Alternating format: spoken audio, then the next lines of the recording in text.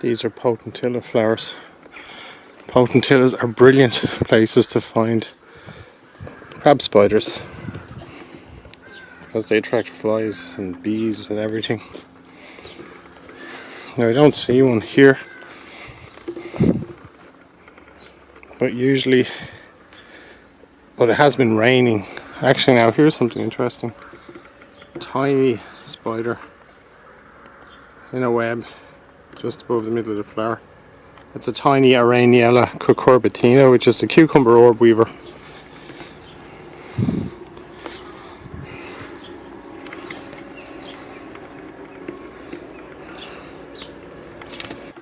We had over a day of rain, solid rain.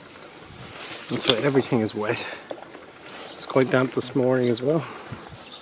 You can see there's honesty over there. And that's not the dog, honesty is the plant in front of the dog, the flower. But what I really like is this. This is the naturalized version, or the naturalized variety of the original sweet pea. I think this one was brought over from America back in the 18th century. It became really popular. It's very rare now because it was really popular up until the 50s, but it was gone wild. But they began clearing away hedgerows and clearing away, and a house was bought. Everything would be torn out of it, out of the ground, and so this beautiful sweet pea was lost. Look at that. Really lovely. Although it's well protected by nettles. It's a lovely plant though.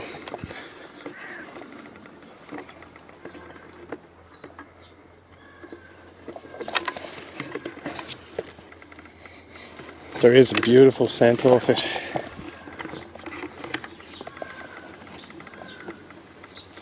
Yep, absolutely spectacular.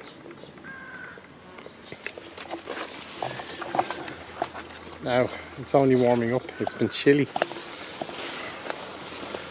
Only about 13 Celsius, 14 maximum, but now it's going up because the sun has come out. Just the sun alone.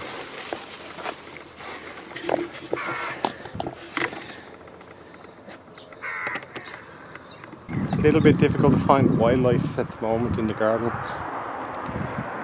but I've just spotted something really nice. Here is the crab spider I mentioned. That's only a little one.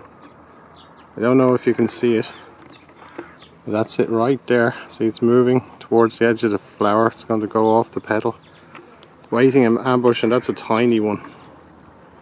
That's a female. She'll be much bigger in a few weeks' time. She could be, well, as big as a petal nearly.